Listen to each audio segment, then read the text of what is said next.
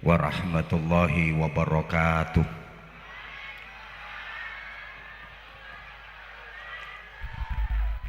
Bismillahirrahmanirrahim. Alhamdulillahi wahdah, wassalatu wassalamu ala man fihi uswatun hasanah, Sayyidina wa maulana Muhammadin sahibi syafa'ah, wa ala alihi wa ashabihi wa tabi'in wa man tabi'ahum bi ihsanin ila yaumil qiyamah. Subhanaka la ilma lana illa ma 'allamtana innaka antal alimul hakim.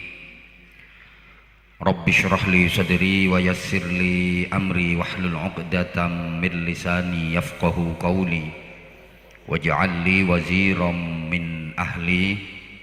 Amma ba'd. Sadatal habaib al-fudala wa sadatal ulama al-kurama wal a'izza, mata'ana Allah bi tuli hayatihim wa nafa'ana Allah bi ulumihim wa adama Allah karamahum fid dini wad dunya wal akhirah. Amin Allahumma amin. Para alim, para kiai dan ajengan, para bunyai, para sesepuh yang kita ta'limi, kita mohonkan restu dan doanya. Sahadat az-zu'ama, pejabat pemerintah baik sipil, TNI maupun Polri, tokoh-tokoh masyarakat yang kita hormati, rekan-rekan panitia, tim keamanan, sahabat-sahabat Banser yang kita cintai, yang kita banggakan, para pimpinan ormas yang berkesempatan hadir, Bapak Ibu, ikhwatal iman, saudaraku jamaah sekalian.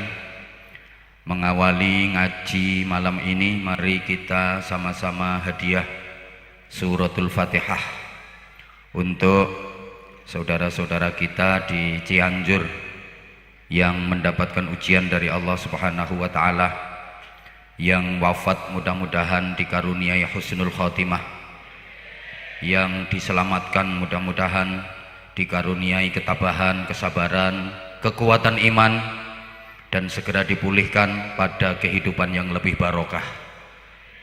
Al-Fatihah. A'udzubillahi minasyaitonirrajim. Bismillahirrahmanirrahim. Alhamdulillahi rabbil alamin arrahmanir rahim maliki yaumiddin. Iyyaka na'budu wa iyyaka nasta'in. Ihdinas siratal mustaqim. Siratal ladzina an'amta 'alaihim ghairil maghdubi 'alaihim waladdallin. Rabbighfirli wa liwalidayya wa lil mu'minina amin ya rabbal alamin. Ibu bapak seluruh jamaah,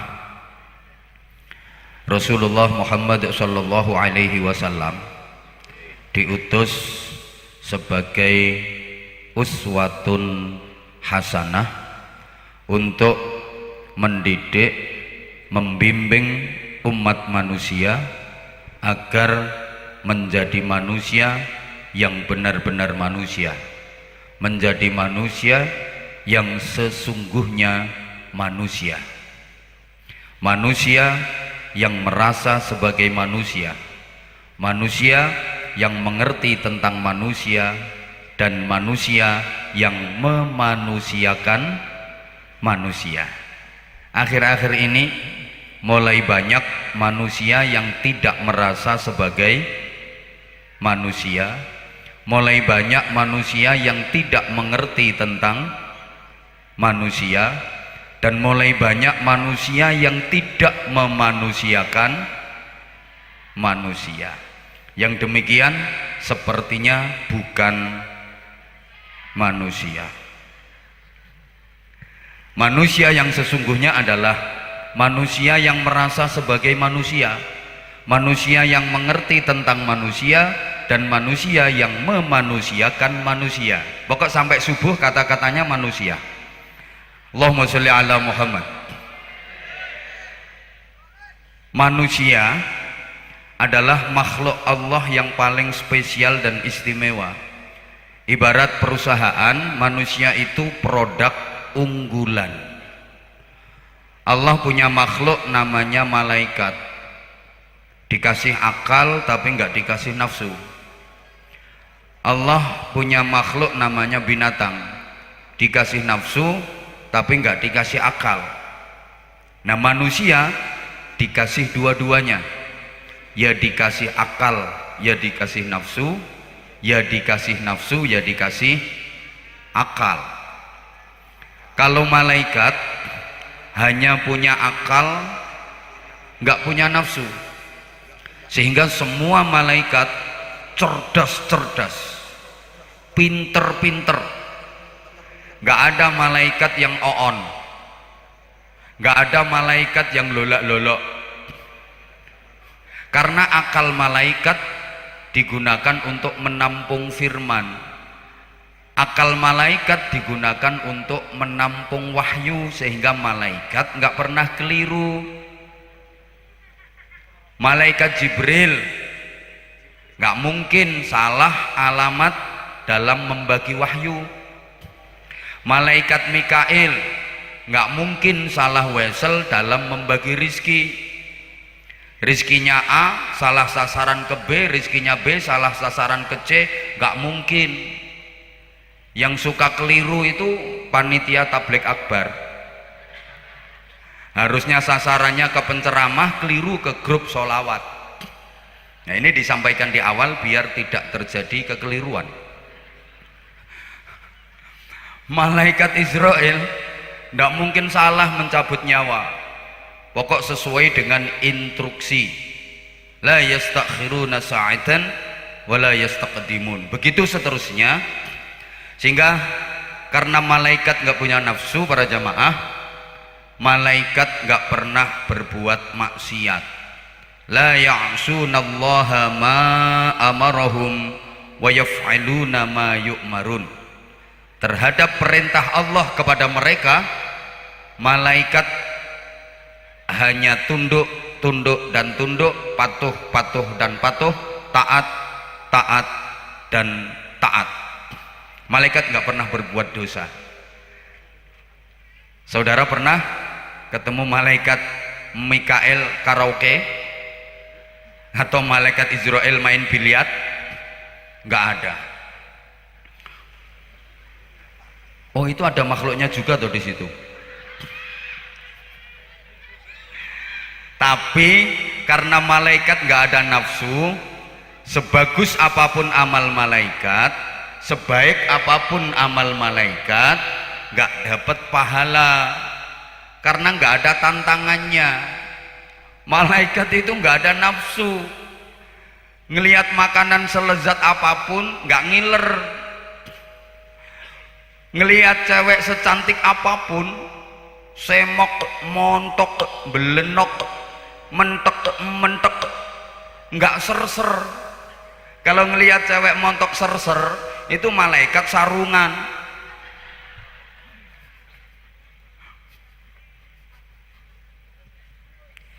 Wajar kalau malaikat baik, wajar kalau malaikat nggak pernah keliru, nggak pernah salah, nggak pernah berbuat dosa, karena memang nggak dikasih nafsu.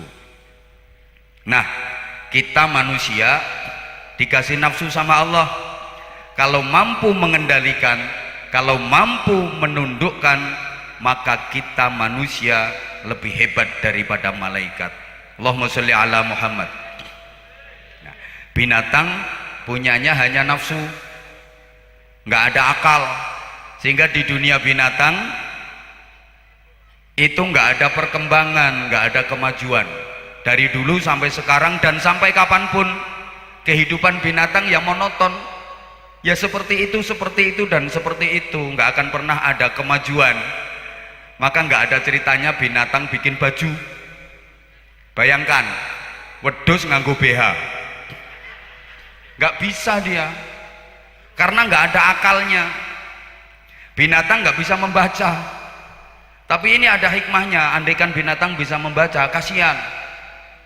Coba misalnya ada kambing bisa membaca, dia lagi jalan ngelihat di warung ada tulisan, dibaca sama dia, jual sate kambing muda, nangis dia.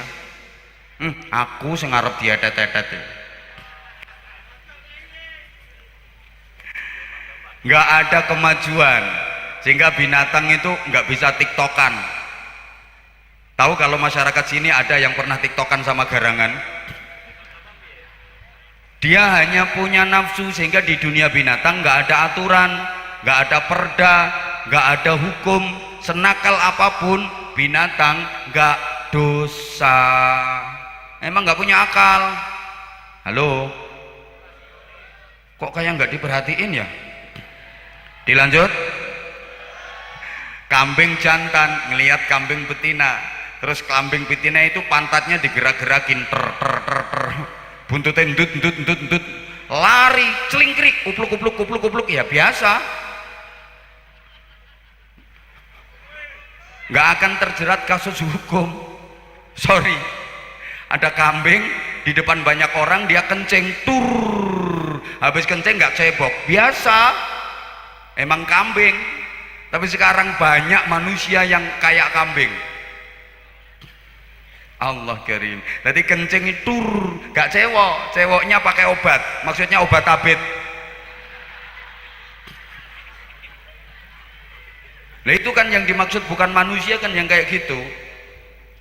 Allah. Malah sekarang ada ilmu baru namanya ilmu tutul. Jadi habis kencing gak cewok, ditutul-tutul ke tagak listrik. Maka banyak tagak listrik yang teyengen itu ya, karena ditutuli sama mereka itu yang ngumpul di situ itu. Kita manusia dikasih akal, dikasih nafsu. Kalau akal manusia bisa mengendalikan nafsunya, akal manusia bisa memodifikasi nafsunya, maka manusia lebih hebat daripada malaikat. Tapi kalau nafsu yang menguasai akalnya, manusia lebih bejat daripada binatang. Allahumma sholli ala Muhammad. Oleh karenanya, supaya manusia menjadi baik dan benar, Allah memberi teladan. Teladan itu adalah Rasulullah Muhammad sallallahu alaihi wa alihi wasallam. Jamaah sekalian rahimakumullah, karena Nabi dijadikan sebagai uswah, teladan, maka Allah mengutus Nabi itu dari jenis al-bashar, manusia. Sehingga Nabi Muhammad itu manusia yang tamamul basyariyah, sempurna cita rasa kemanusiaannya. Nabi Muhammad itu manusia karena memang ditugasi untuk menjadi teladan bagi manusia. Sebagai manusia, Nabi Muhammad ya makan, ya minum, ya lapar, ya tidur, ya sehat, ya pernah sakit. Nabi Muhammad juga nikah, punya istri, punya anak, ya kerja. Nabi Muhammad kalau nggak punya duit, yang ngutang. Maka warga sini kalau banyak utangnya, jangan khawatir nggak diakui jadi umatnya Nabi Muhammad. Tetap diakui umatnya Nabi Muhammad, tapi suka ngutang.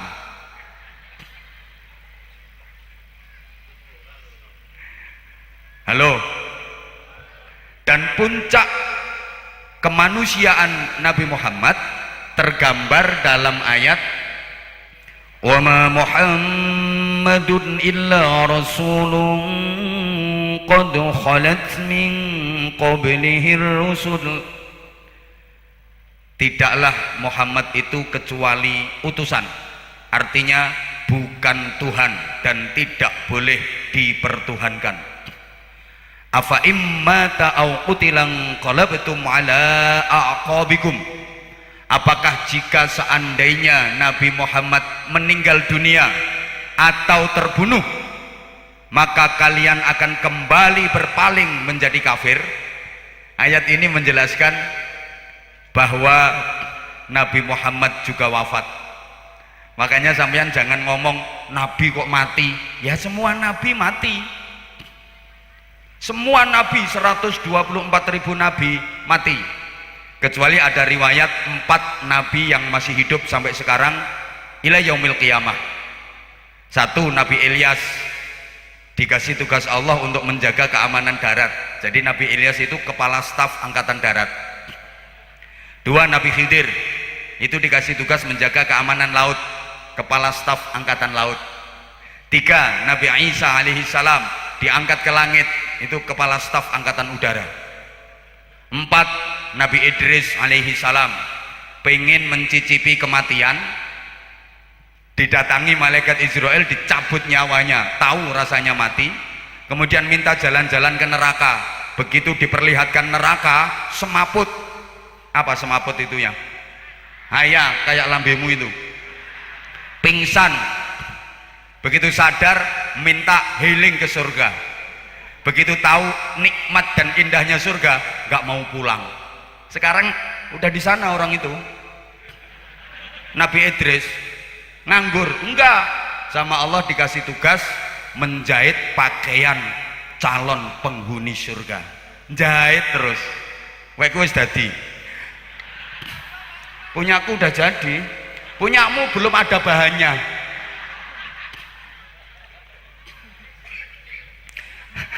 Selain 4 nabi ini semuanya wafat, au kutila, atau terbunuh.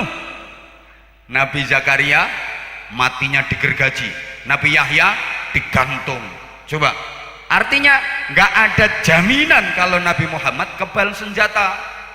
Sehingga Nabi Muhammad ketika perang ngatur strategi, ngatur taktik, ngatur siasat. Beliau pakai baju besi, nggak ada jaminan kebal senjata. Lagi dakwah di Taif, dilempar batu sama orang-orang kafir, berdarah-darah, bendol, giginya Rasulullah pecah.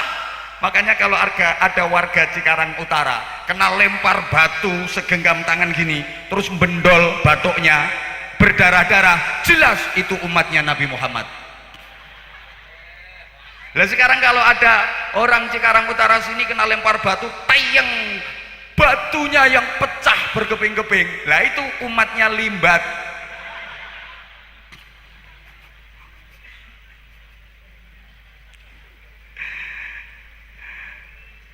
Nabi Muhammad manusia, kita manusia, jadi kita dikasih contoh berupa manusia. Enak nyontohnya. Misalnya Nabi itu dari jenis malaikat, kita nggak bisa nyontoh. Malaikat kan bila abin wa la akla la syurba wala naumalahum, nggak makan, nggak minum, nggak bapak, nggak ibu. Itu karo malaikat, nggak ada bapak, nggak ada ibu, nggak makan, nggak minum. Gimana nyontohnya? Gitu loh. Jadi misalnya ini ceramah yang diundang malaikat, panitia nggak usah sibuk konsumsi, nggak usah ngasih makan, nggak usah ngasih duit. Malaikat nggak butuh itu semua.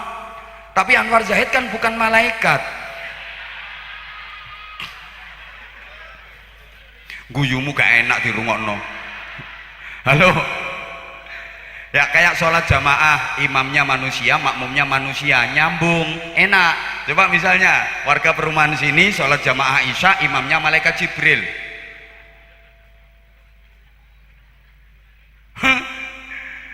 Rokaat pertama habis Fatihah baca Quran khatam 7 kali. Rokaat kedua habis Fatihah khatam Quran 5 kali. Lo kan malaikat nggak ada capek. Pernah ngeliat malaikat pijet? Nggak ada. Tablik akbar kayak gini, jamaahnya manusia, yang ceramah manusia, nyambung. Bayangkan kalau yang ceramah malaikat Israel, bubar. Dan manusia itu makhluk sosial, artinya saling membutuhkan, nggak bisa hidup tanpa bantuan pihak lain. Sehingga kita nggak boleh merasa diri paling baik, nggak boleh merasa diri paling penting. Semuanya penting sesuai dengan porsi masing-masing. Jamaah yang hadir di sini semua penting. Yang ada di atas panggung ini penting, yang di panggung agak bawah penting, yang di panggung sebelah sana penting, yang delosor itu penting semua. Ada kiai diundang ngaji, ceramah merasa paling penting, jamaahnya bubar, teriak-teriak sendiri, gendeng. Maka siapa yang menyelamatkan kiai dari kegendengan adalah jamaah. Karena ada jamaah, saya waras. Gak boleh ngerasa paling penting. Guru gak boleh ngerasa lebih penting dari murid. Maka guru gak boleh goblok-goblokin murid. Ada murid diajar susah, gurunya marah-marah, murid goblok. Kata si murid, Pak, kalau saya gak goblok, Bapak gak jadi guru. Bapak jadi guru dapat gaji, itu barokahnya saya yang goblok ini, Pak. Semuanya penting kok. Demikian pula hubungan suami istri. Suami penting, istri penting. Suami jangan merasa lebih penting, kepala keluarga yang cari duit, yang cari nafkah, yang bertanggung jawab, merasa paling penting. Sepenting-pentingnya suami gak direken sama istri, kaku saudara. Kalau udah kaku mesti bingung. Loh, alatnya mereka yang bawa kok.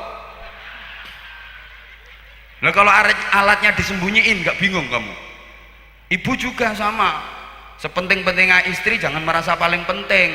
Aku yang masak, aku yang ngatur rumah, aku yang didik anak, macam-macam. Lah kalau nggak diperhatiin sama suami, oh ngapangop sampean. Sama-sama penting. Allahumma sholli ala Muhammad. Allahumma sholli ala Muhammad. Oke, jamaah sekalian rahimakumullah.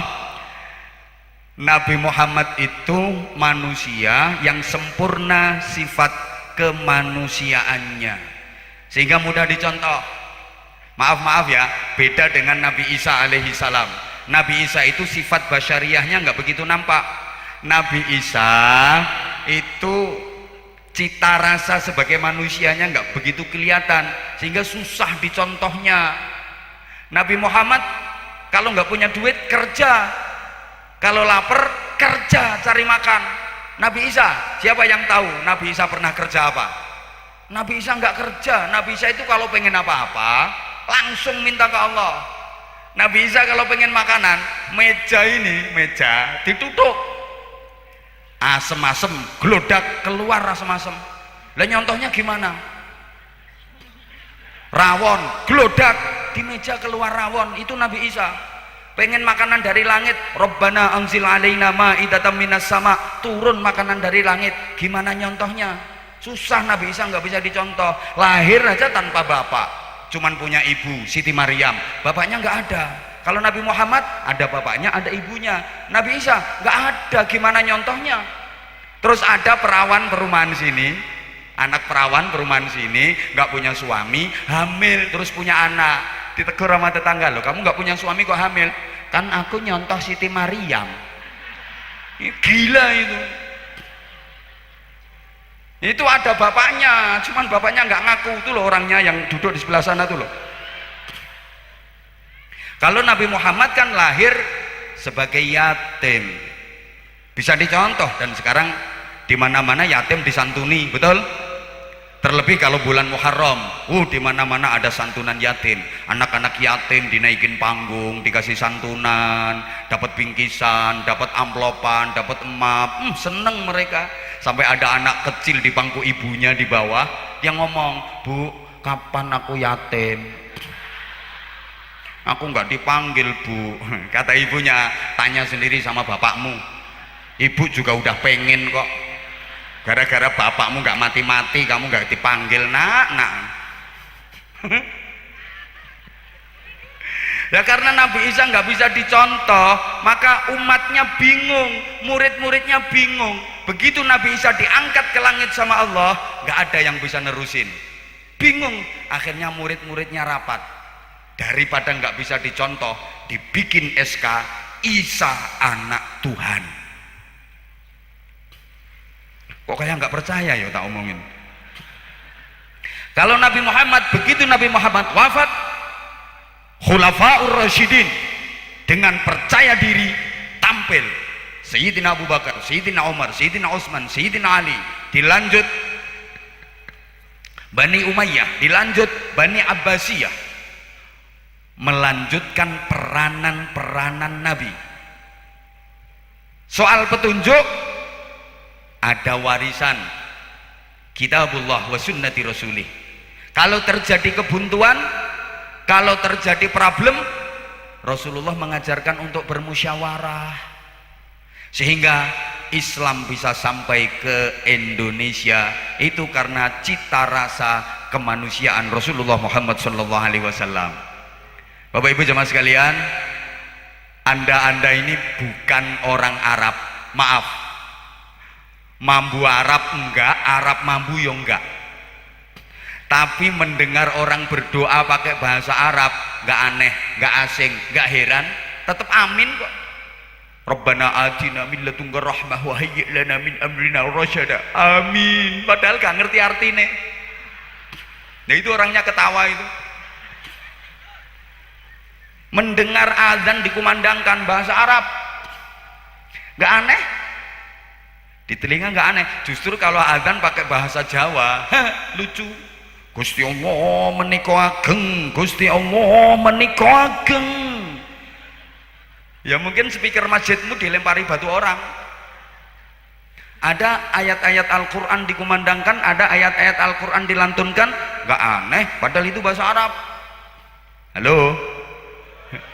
Orang doa pakai bahasa Arab, kita nggak ngerasa aneh. Cuman kalau doanya kelamaan, yuk dirasani. Kadang dibengok, kul huwaile. Allah ya kirim. Nah, jamaah sekalian, kita harus bangga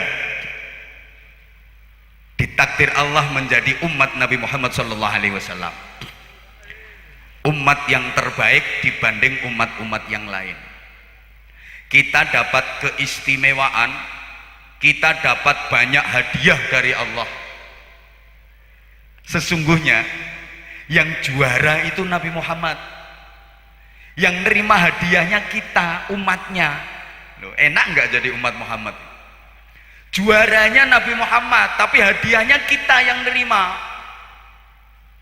Di antara hadiah umat Muhammad itu, keistimewaan umat Muhammad dibanding umat-umat yang lain, satu, postur tubuhnya kecil-kecil, jadi gak ngentekne panganan. Nah misalnya ini posturnya kayak Nabi Adam, sebulan bisa 50 ton beras. Terus usianya nggak panjang-panjang. Di dunia rata-rata antara 60 sampai 70 tahun. Kalau umat dulu kan ratusan tahun, bahkan ada yang 1000 tahun lebih. Nabi Nuh 2000 tahun. Coba. Kalau umat Muhammad pendek-pendek. Kenapa? Gini ya, warga Cikarang Utara ini misalnya kok dikasih umur panjang, Allah nggak tega. Kenapa? Kakean dosa. Makanya dibikin pendek-pendek saja. Di dunia paling akhir, nunggu di alam barzah nggak lama-lama, langsung proses kiamat. Nanti di akhirat masuk surganya didulukan. Alhamdulillah. Emang nabi kita tuh nabi yang paling keren. Urusan mukjizat misalnya, semua nabi rasul punya mukjizat. Mukjizat yang dimiliki oleh semua nabi dan rasul dimiliki pula oleh Nabi Muhammad SAW. Bahkan levelnya jauh di atas mukjizat nabi dan rasul-rasul yang lain. Allahumma sholli ala Muhammad. Dilanjut. Ini saya sampaikan di mana-mana. Contoh Nabi Nabi Musa, Nabi Sulaiman, semuanya punya mukjizat. Halo. Nabi Musa punya tongkat, kalau dipukulkan ke batu, cetet, bisa memancar air. Nabi Muhammad jauh di atas itu, nggak usah pakai tongkat, jari jemari Nabi Muhammad bisa memancarkan air. Dan ini air yang paling utama di jagat raya. Wa afdalul miyahi ma'un qad naba' min baini asabi'in nabiyil muttaba'. Air yang paling utama itu peringkat satu, air yang memancar dari jari jemari Rasulullah, air yang memancar dari sela-sela jemari Rasulullah. Peringkat kedua, air telaga Kautsar. Peringkat ketiga, air sumur Zam-Zam. Peringkat keempat, air sungai Nil. Peringkat kelima, air sungai Furat. Nah, peringkat ke-700.600.984, air sungai Citarum. Bawahnya air sungai. Halo. Tongkat Nabi Musa dipukulkan ke Laut Merah. Saudara, Laut Merah itu nggak kayak laut di Indonesia, lebih tepatnya selat. Itu tongkat Nabi Musa dipukulkan, jedek, lautan terbelah. Nabi Muhammad bisa jauh di atas itu, nggak usah pakai tongkat, pakai jari telunjuk, rembulan dibelah sama Nabi Muhammad. Ayo, hebat mana? Hui. Nabi Muhammad di bumi, rembulan itu berapa juta kilometer, pakai jari telunjuk, sret, langsung the cigar.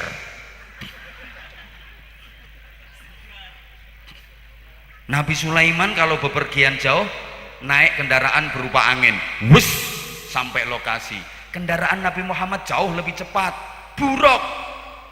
Bumi, langit, tingkat ketujuh, Sidratul Muntaha, Mustawa, Qoba Qosain, Rafraful Akhdar, ceret.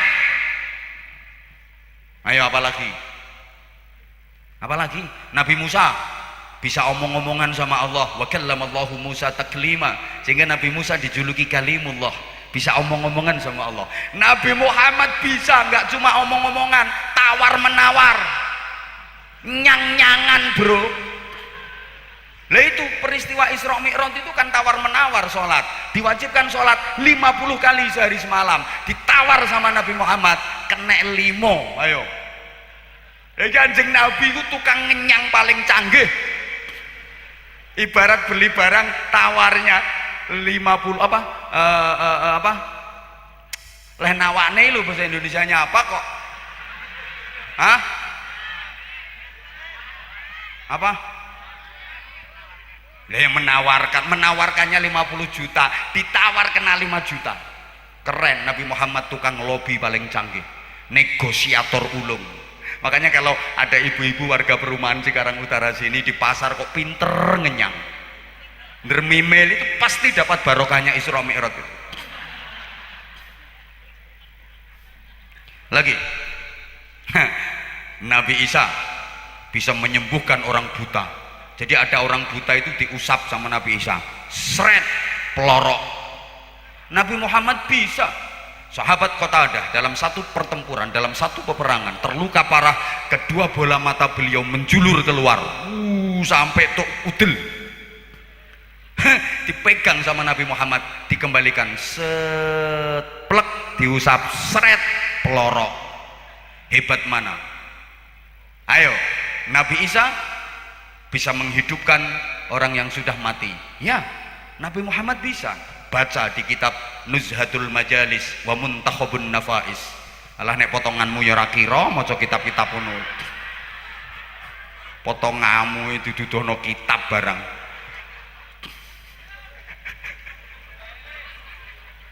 Zaman jahiliyah, izin Kiai, izin Habib, izin. Biar kasihan yang sebelah sini tuh dari tadi.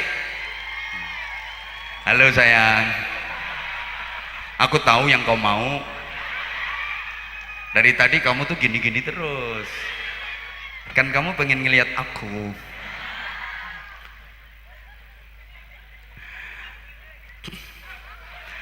Ada seorang sahabat waktu masih kafir di zaman jahiliyah itu pernah mengubur hidup-hidup anak perempuannya yang baru berumur 2 tahun. Begitu dia masuk Islam, setiap teringat peristiwa itu dia nangis. Dia merasa hidupnya nggak tenang, merasa bersalah, merasa berdosa. Akhirnya menghadap ke Rasulullah Sallallahu Alaihi Wasallam. Ya Rasulullah, meskipun saya sudah Islam, tapi hidup saya nggak tenang. Memang kenapa? Setiap saya teringat dulu waktu masih kafir, saya pernah mengubur hidup-hidup anak perempuan saya. Memang tradisi masyarakat jahiliyah kan gitu. Kalau punya anak lahir perempuan, ya dussuhu fiturab, langsung dikubur hidup-hidup. Perempuan dianggap aib, punya anak perempuan itu malu. Memang perempuan zaman jahiliyah itu nggak ada harganya sama sekali. Biasa dijual di pasar-pasar. Cewek-cewek sewu telu, perawan-perawan selawe geblak dewe. Itu biasa ini. Saya baca kitab Adabul Islam fi Nidhamil Usrah karya Sayyid Muhammad Al-Maliki. Itu zaman jahiliyah perempuan harganya lebih murah daripada segenggam pasir. Islam datang mengangkat derajat perempuan setinggi-tingginya sampai surga aja ditempatkan di bawah telapak kaki perempuan. Betul Bu? Ini dewangi kok lemes Bu. Surga itu di bawah telapak kaki ibu-ibu, bukan bapak-bapak. Telapak kaki ini bapak-bapak kapal tok. Baik buruknya daerah yang menentukan bukan laki-laki tapi perempuan. Bahkan baik rusaknya negara itu perempuan yang menentukan. An-nisa imadul bilad, wanita tiang negara. Kalau laki-laki kan cuma tiang jaler.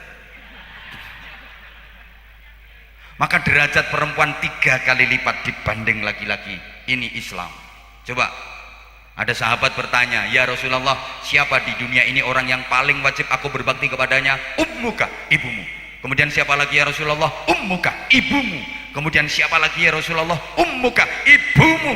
Berapa bu? Yang kenceng bu, biar laki-laki tahu kalau derajatnya di bawah perempuan berapa. Kemudian siapa lagi ya Rasulullah? Abuka, bapakmu. Berapa? Ibunya berapa? Bapaknya berapa? Jadi kalau bapaknya 1, ibunya, nah, artinya, lah iya, artinya, itu tahu matematika apa enggak sih kok protes? Derajat wanita itu 3 kali lipat dibanding laki-laki, gitu loh Pak. Emang dalam banyak hal laki-laki kalah sama perempuan, walaupun kelihatannya kayak gitu, tapi kuatnya luar biasa. Saking kuatnya, salah satu alam ciptaan Allah, kan Allah ciptakan alam itu banyak banget, ada alam azali, ada alam ruh, ada alam dunia. Itu salah satu alam ciptaan Allah digembol perempuan, namanya alam rahim. Kuat 9 bulan lebih. Ayo bapak-bapak coba gembol alam kubur. Keren. Udah. Ini iya. Lanjut ya lanjut, tapi tolong mikir, kalau nggak nyumbang jangan cerewet.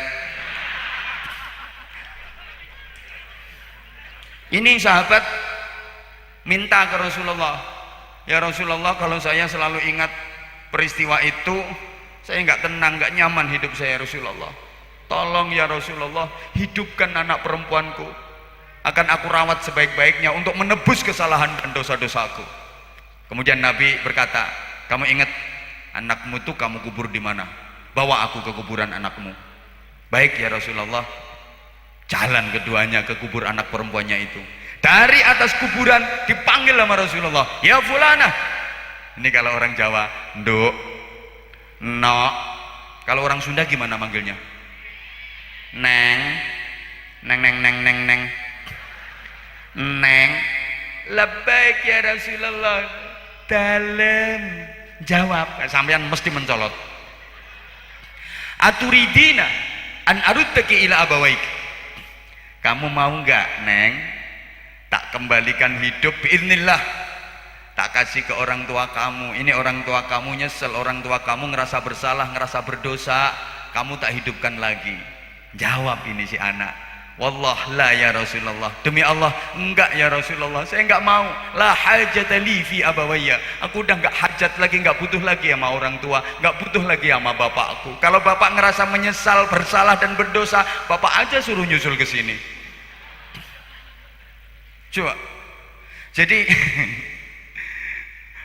halo. Laqad wajadtu ma indallahi khairam minhuma. Sungguh aku telah mendapatkan keindahan, kenikmatan di sisi Allah jauh lebih baik daripada apa yang aku dapat dari kedua orang tuaku. Gitu jamaah sekalian. Jadi kakek nenek, bapak ibu yang udah di alam barzah, yang udah nikmat di sana, misalnya ditawari kembali lagi ke dunia, yakin demi Allah nggak akan mau. Apalagi ngelihat cucunya yang model kayak gitu-gitu. Nek. Udah enak kok di sana. Jadi Rasulullah itu mampu berdialog dalam forum ketuhanan, Isra Mi'raj. Rasulullah mampu berdialog dalam forum alam barzakh. Sehingga Nabi menganjurkan, idza marartum bil maqabir fasallimu ala ahliha. Ketika kalian jalan melewati kuburan, sampaikan salam kepada mereka. Lewat kuburan diperintahkan untuk mengucap salam, Bapak Ibu, yang artinya mendoakan. Para sahabat bertanya, hal hum yasma'un wa hal hum yujibun ya Rasulullah. Apakah mereka mendengar? Apakah mereka menjawab? Naam, hum yasma'un wa hum yujibun. Ya, mereka semua mendengar, mereka semua menjawab. Walakinnakum la tasma'un. Tapi kalian enggak dengar. Andaikan kalian dengar jawaban mereka, tuh kan, Bu, Ibu, Bapak, kalau lewat kuburan sampaikan salam, mereka semua menjawab. Jadi kalau ada orang lewat kuburan terus orangnya mengucapkan salam, Penduduk kubur itu semuanya menjawab, seneng banget. Kemudian berkata, marhaba, marhaba, marhaba, salaman wahtiraman. Selamat datang, selamat jalan, semoga diberikan keselamatan dan kemuliaan. Kita balas didoakan. Tapi kalau lewat kuburan nggak ucap salam, mereka marah dan mereka berkata, wai hakum, wai hakum, wai hakum, celaka, celaka, celaka, asem wong Cikarang ini. Lewat kuburan nggak ucap salam, fantadiru sa'atakum, pitenono nek nyusul mrene. Tunggu kalau udah nyusul ke sini. Gitu. Bu, salam ya. Tapi sampean nggak denger, mereka jawab. Misalnya denger, ngeri. Coba misalnya ibu lewat kuburan terus assalamualaikum ya ahlal kubur, mereka bangun semua terus waalaikumsalam, monggo bu pinara mampir. Saya juga saya upayakan kalau lewat makbaroh, lewat kuburan selalu saya usahakan salam ya, hampir tiap hari saya ngelewati kuburan. Tugas saya itu wiritan, wirawiri turut ratan. Sehari kadang 3-4 kali lewat kuburan. Saya selalu usaha assalamualaikum, assalamualaikum, tapi tetap tak singkat. Karena kalau tak lengkapi mereka belum jawab assalamualaikum daraqaumin mukminin, terus jenazahnya ngetutne aku, ayo mau jawab gitu. Pernah saya itu entah perjalanan dari mana tuh lupa aku. Begitu aku tidur di mobil, grodak, bangun, ngelihat dari kaca jendela kok ada patok kuburan, salam langsung karo riyip-riyip, assalamualaikum. Kata sopir saya, bah maaf itu tadi kuburan Cina bah. Lah kok kuburan Cina? Aku ya bilang ya udah wis kadung. Mosok nggak jadi. Sopir nanya, jawab apa enggak bah itu mayatnya? Jawab, hanya waalaikumsalam ha. Kita harus mencontoh Nabi, sementara kita nggak pernah berjumpa dengan Nabi. Gimana cara mencontohnya? Allahumma sholli ala Muhammad. Ya, gini, coba ya. Kalau Nabi pernah bersabda, "Shollu kama ra'aitumuni usolli." Sholatlah kalian seperti kalian melihat aku mengerjakan sholat. Ini kalau dipahami secara letterlek, nggak ada yang bisa sholat kecuali orang-orang yang pernah melihat sholatnya Rasulullah. Kita nggak bisa sholat dong, kita nggak pernah melihat sholatnya Rasulullah. Tapi nyatanya warga perumahan sini sholat semua kan? Lo gak jawab, nggak tahu sholat.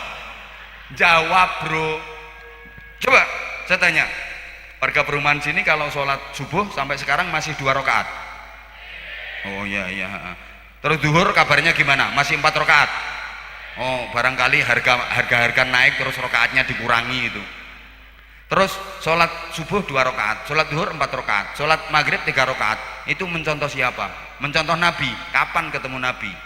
Mencontoh Quran. Di surat apa? Ayat berapa yang membicarakan kalau sholat subuh 2 rakaat, duhur 4 rakaat, maghrib 3 rakaat? Nggak ada. Tapi sholatnya kok gitu? Seluruh dunia umat Islam subuhnya 2 rakaat, duhurnya 4 rakaat, maghribnya 3 rakaat. Mencontoh siapa? Mencontoh Nabi. Tapi ada yang mengantarkan ilmunya Nabi ke sini. Siapa? Para ulama, para kiai. Allahumma sholli ala Muhammad. Maka dikatakan al ulama warasatul, ya Allah nggak nyaut toh. Al ulama warasatul anbiya. Para ulama itu pewaris para nabi. Berarti Nabi bisa diwarisi. Ya. Apanya yang diwarisi? Yang jelas bukan harta, bukan kekayaan. Nahnu ma'asyiral anbiya la nuratsu ma taraknahu shadaqah. Itu kok manggut-manggut tahu artinya? Kami para nabi tidak mewariskan harta, tidak mewariskan kekayaan. Apa yang diwarisi? Peranan-peranannya. Dalam hal apa? Setidaknya ada 3. Pertama aqwalahu, kedua af'alahu, ketiga akhlaqahu. Allahumma sholli ala Muhammad. Dilanjut sampai jam berapa? Sampai jam 2? Bener, sampai jam 2. Nantang Oke, sekalian melekan Piala Dunia. Sampean di sini sampai jam 2, aku pulang duluan. Gini, gini ya. Yang mewarisi aqwalahu, mewarisi ilmu-ilmunya Nabi, biasa disebut al-alim. Sama-sama. Kurang semangat sekali lagi. Nah ini. Kemudian yang mewarisi af'alahu, perilaku-perilaku Nabi, ibadahnya biasa disebut al-abid. Sama-sama. Nah itu. Kemudian yang mewarisi akhlaqahu allati hiya batinu, biasa disebut al-arif. Sama-sama. Maka ulama itu kriterianya ya 3 tadi. Ada alim, ada abid, ada arif. Pertama, alim. Ini memang pinter, ahli di bidang ilmu, berbagai macam fan dan disiplin keilmuan dikuasai.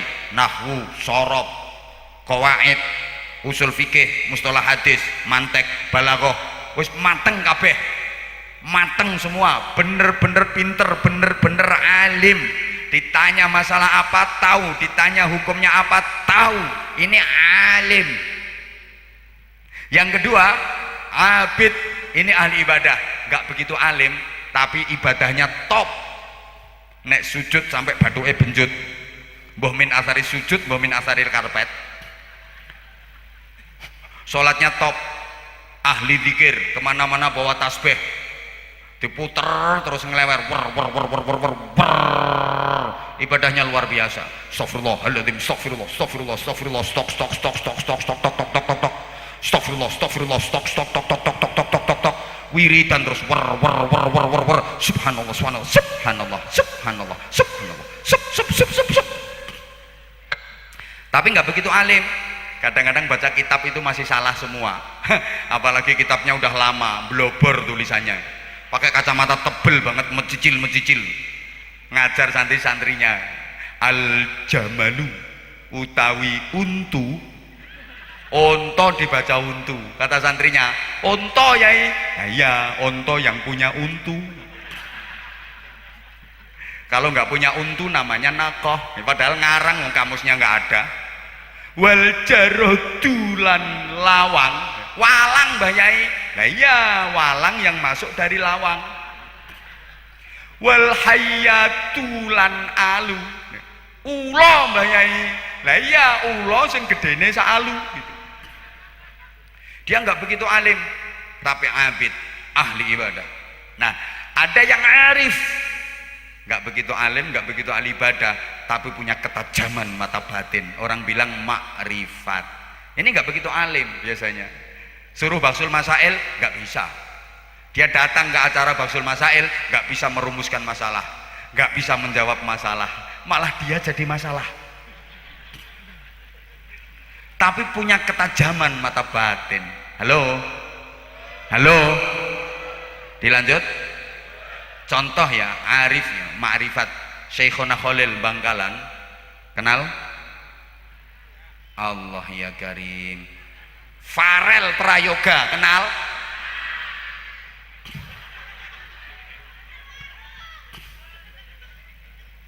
Orang Islam nggak kenal Syekhona Khalil Bangkalan. Nasab keilmuan kita, umat Islam Indonesia itu rata-rata jalurnya ya dari Syekhona Khalil Bangkalan, dari Syekh Nawawi Banten. Ini kita harus kenal dong. Syekhona Khalil Bangkalan, gurunya Hadratus Syekh Ki Haji Hasyim Asy'ari, pendiri Jam'iyah Nahdlatul Ulama. Syekhona Khalil Bangkalan itu udah ma'rifat mulai kecil. Ketika mondok di salah satu pesantren di wilayah Kabupaten Tuban, usianya kurang lebih usia SMP MTS lah. Sholat maghrib berjamaah, yang jadi imam kiainya. Syekhona Khalil kecil jadi makmum. Begitu imamnya, kiainya takbiratul ihram, Allahu Akbar, ketawa terbahak-bahak. Bismillahirrahmanirrahim, alhamdulillahi rabbil alamin. Lucu. Kiainya itu ngimami nggak tenang. Ini santri kurang ajar. Ngimami diguyu, dicepetkan ngimaminya. Allahu Akbar, Allahu Akbar, Allahu Akbar. Assalamualaikum warahmatullah, Assalamualaikum warahmatullah. Nggak zikir, nggak wirid, langsung marah-marah. Siapa tadi yang ketawa cengengesan tadi? Saya Kiai. Saya siapa? Khalil. Rumahmu mana? Madura Mbah Yai. Kenapa tadi ketawa waktu sholat? Maaf Mbah Yai, ini rahasia. Saya nggak berani cerita di sini. Nanti kalau tahu netizen bisa viral di TikTok Mbah Yai. Terus ya kita bicara berdua. Udah ayo, diajak ke dalam, diajak ke rumah. Begitu duduk kamu, duduk, ditanya, kamu anaknya siapa? Abdul Latif Mbah Yai. Kenapa tadi kamu ketawa? Maaf Mbah Yai ya, maaf. Tadi waktu Mbah Yai ngimami, jadi imam, itu di atas kopiah Mbah Yai itu saya ngelihat ada berkat. Begitu Mbah Yai ruko, berkatnya itu bergerak-gerak, ungkil. Lucu, saya nggak bisa nahan ketawa.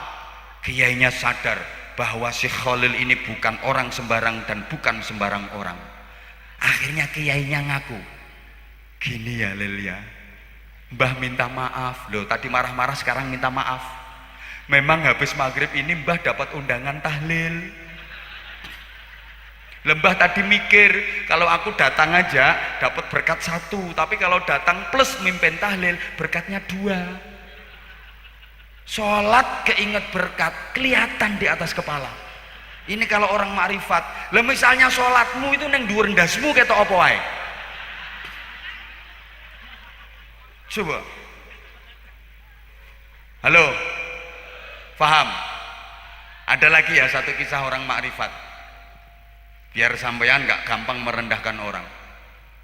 Kiai As'ad Syamsul Arifin Situbondo, itu juga santrinya Syekhona Khalil Bangkalan, di mana Kiai As'ad ini yang diserai tongkat sama Syekhona Khalil, disuruh nganter ke Kiai Haji Hasyim Asy'ari dengan wiridan ya Jabbaru ya Qahar, yang itu menjadi simbol berdirinya Nahdlatul Ulama. Kiai As'ad punya abah namanya Kiai Syamsul Arifin, itu terkenal alim allamah, pesantrennya besar, santrinya ribuan. Nah di daerahnya Kiai Syamsul Arifin itu ada kiai sepuh yang kalah alim, mohon maaf tanpa niat membanding-bandingkan, kalau kealimannya kalah sama Mbah Yai Syamsul Arifin, tapi beliau arif, beliau makrifat.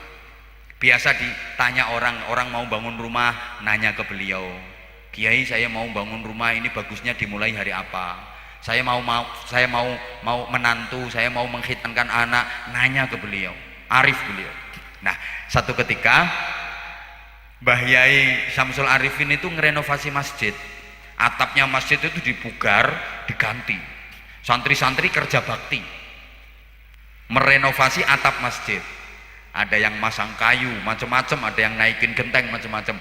Kiai sepuh tadi lewat, ngelihat santri-santri yang kerja, di mana Mbah Yai Syamsul Arifin itu nungguin santri-santrinya yang kerja, ada di situ juga. Kiai sepuhnya langsung ngomong, loh, iki piye iki? Kemis pain kok dandan-dandan? Dino apes iki? Iki dino apes? Gak ngerti toh, sing gak Jawa, salahnya gak Jawa. Tak transit ya. Ini gimana ini? Hari Kamis Pahing kok bangun-bangun bangunan.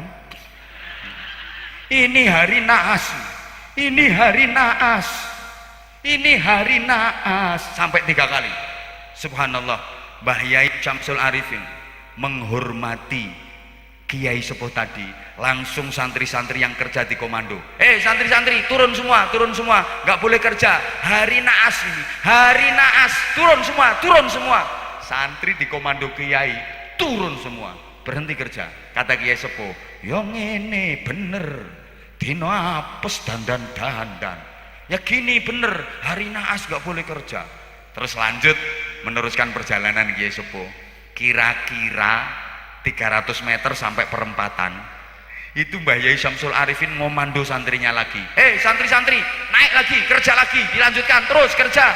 Lah santrinya kan nanya, loh Mbah Yai katanya ini hari naas, aman nggak apa-apa, naasnya udah sampai perempatan sana. Artinya Betapa antar kiai saling menghormati, saling menghargai meskipun beda pendapat. Orang itu kalau ilmu dan wawasannya luas, sikapnya pasti luwes. Kalau orang kok suka membid'ah-bid'ahkan, suka mengkafir-kafirkan, kalau nggak sama dengan pendapatnya dia salah semua, itu menandakan bahwa wawasannya masih sempit, ilmunya masih dangkal. Halo? Kok kaya gak paham ya tak omongnya. Oke, dilanjut. Iya, aku berdiri dikira nggak capek. Ya disediain kursi ya, tapi di bawah banyak kiai ajengan, ada Habib, masa aku harus metingkring di sini? Ya tak kuat-kuat nih. Lagian aku tahu ini banyak ibu-ibu dan ibu-ibu lebih suka laki-laki yang tahan berdiri. Ngono kok tepuk tangan. Ulama-ulama Indonesia kalau dari segi alim, abid, arif, rata-rata kalah sama ulama-ulama di sana. Maaf ya, tanpa bermaksud membanding-bandingkan. Kalau bapak dan ibu belajar kitab itu rata-rata karya ulama-ulama sana. Kita juga punya ulama hebat. Kita juga punya ulama hebat yang ngarang kitab, punya karya kitab banyak, kayak Syekh Nawawi, Al-Bantani, Al-Jawi.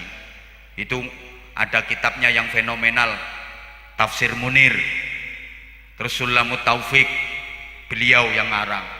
Ada Syekh Ihsan Jampes Kediri, ngarang kitab Sirajut Thalibin, syarah dari Minhajul Abidin karya Imam Ghazali.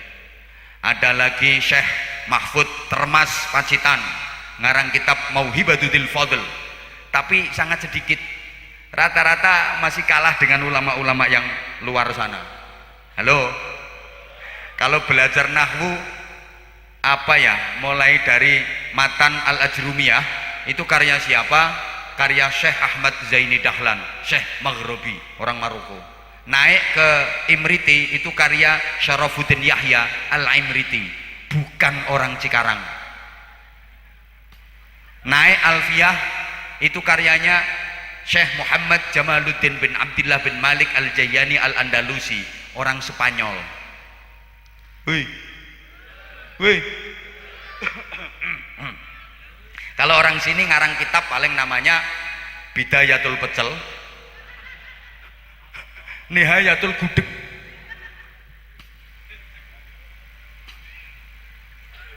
Kalau baca hadis Rawahul Bukhari, Imam Bukhari, itu bukan Imam Bukhari tetanggamu, bakul bakso yuk. Ini Abu Abdullah Muhammad bin Ismail bin Ibrahim Al-Bukhari, orang Rusia, Turkistan. Gak paham ya, tidak ngene-ngene ya wis. Padahal harusnya ya, umat Islam di dunia ini paling besar, paling banyak jumlahnya Indonesia. Kita yang paling berhak memajukan Islam. Kalau Al-Quran menyebut kuntum khaira ummatin, kalian adalah umat terbaik, itu harusnya Indonesia, karena mayoritas Islam. Islam paling besar, Islam paling banyak, harusnya jadi umat terbaik. Tapi kita terbaik dari segi apa? Sepak bola ya gak masuk Piala Dunia, bulu tangkis tok lho. Woi, kok kuntum khaira ummatin? Coba dari segi teknologi, apa-apa Jepang, Yamaha Jepang, Toyota Jepang, Honda Jepang, Suzuki Jepang, Kawasaki Jepang, Mitsubishi Jepang, soto Lamongan, wingko Babat, pecel Madiun, jenang Kudus, gudeg Jogja. Jadi kuntum ummatan badokan lillahi ta'ala. Apa? Konsolidasi budaya. Kita mayoritas Islam, harusnya cagar budaya yang kita banggakan yang milik orang Islam dong. Wisata-wisata religi milik orang Islam dong. Harusnya, tapi ngerame kan enggak. Cagar budaya yang rame malah milik umat lain. Malu kita. Saya pernah ke Hong Kong dan lumayan sering. Jadi sebelum pandemi itu 2 bulan sekali saya ke Hong Kong. Siapa takon ngapain ke Hong Kong? Ngarit. pelecehan gini-gini udah sering ke luar negeri. Hong Kong, Taiwan, Malaysia, Singapura, Brunei, Jepang, Korea. Lah kamu ngutek kayak uripmu. Pamer yo bene kok. Itu saya pernah ditanya sama orang sana. Where are you from, Mister? Loh, gak ngerti toh. Saudara dari mana? Saya jawab, I am from Indonesia. Saya dari Indonesia. Begitu dengar Indonesia, dia itu langsung ngomong gini, Indonesia, Borobudur is good. Coba, yang disanjung itu Borobudur. Borobudur bagus. Kemudian dia cerita, Borobudur itu dinasti Sailendra, gini. Dia itu paham manakibnya Candi Borobudur. Saya heran, orang Hong Kong kok paham manakibnya Candi Borobudur. Borobudur itu pembangunannya tahun berapa, semennya habis berapa, bayar tukangnya habis berapa, itu dia paham betul. Saya gengsi sebagai seorang muslim, kenapa harus Borobudur yang ditonjolkan? Saya pengen menonjolkan yang Islam lah. Saya ngomong, bukan cuma Borobudur yang bagus, but Al-Akbar Moscow is very good. Aku ngomong, Masjid Al-Akbar jauh lebih bagus. Penasaran dia, where Al-Akbar Moscow? Di mana Masjid Al-Akbar itu? Tak jawab, in Surabaya. Begitu dengar Surabaya langsung ngomong, Surabaya, Doli is good. Ternyata Doli lebih populer daripada Masjid Al-Akbar. Ini lihat ketawanya pernah ke sana itu. Umatan apa kita? Woi.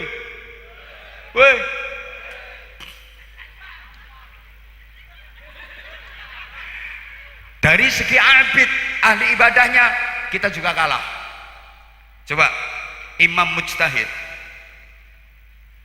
itu rata-rata tiap hari sholat sunnahnya nggak kurang dari 200 rakaat baru disebut mujtahid.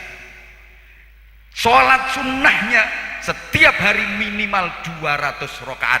Ayo ajengan kiai sini, siapa yang sholat sunnahnya setiap hari istiqamah 200 rakaat, angkat tangan.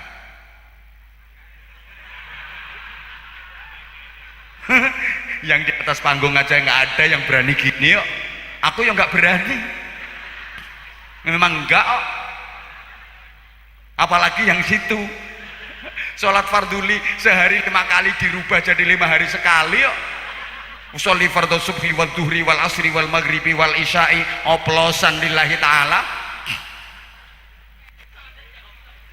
Coba sholat sunnahnya tiap hari nggak kurang dari 200 rakaat. Misalnya ada pimpinan partai politik yang sholat sunnahnya tiap hari nggak kurang dari 200 rakaat. Malam ini Anwar Zahid menyatakan gabung.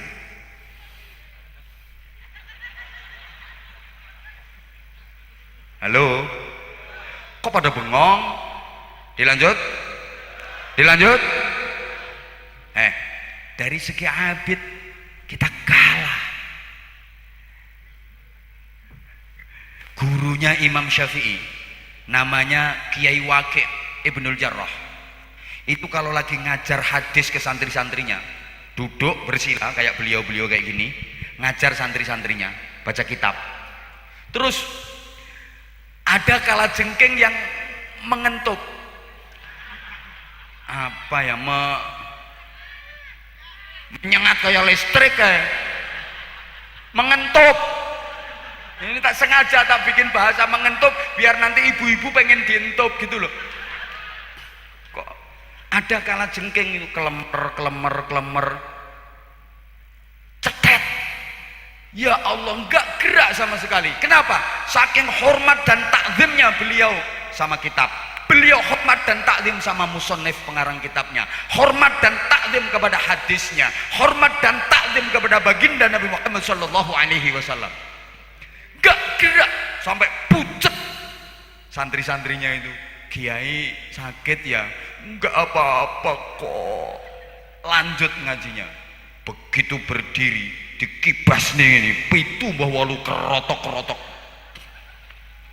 Coba dintop kalau jengking gak wani gerak. Sampean sholat ada nyamuk satu masuk sarung, polahmu ginjal. Apa maneh nyamuke wedok muter ning selakangan.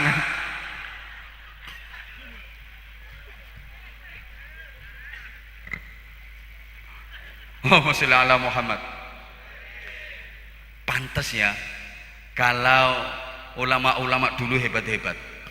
Imam Malik juga gurunya Imam Syafi'i, salah satu imam madhab, itu berkata, nasta'inu ala thalabil hadis bis shaum wa nasta'inu ala hifdzil hadis bil amali bih. Siapa ngomong khair-khair? Saya kalau mau nyari hadis itu puasa. Seleksinya, milih hadisnya pakai puasa. Bayangkan. Maka betul-betul selektif dan betul-betul bermutu hadis-hadis yang dikumpulkan melalui puasa. Saya kalau mau menghafal hadis, gimana supaya bisa hafal hadis? Saya amalkan itu hadisnya. Hoi. Kita maka pantas kalau kiai dulu ya, kiai dulu bukan kiai yang sekarang.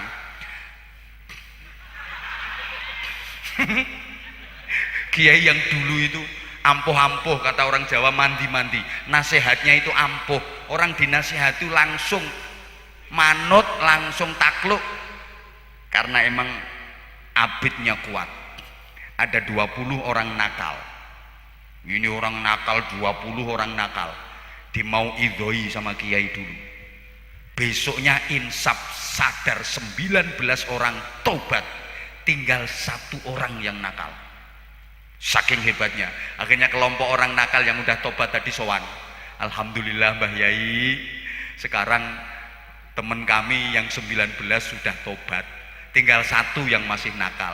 Kata kiainya, nggak apa-apa, yang 1 nakal tuh nggak apa-apa, gawe obong-obongane neraka. Itu untuk bahan bakarnya neraka.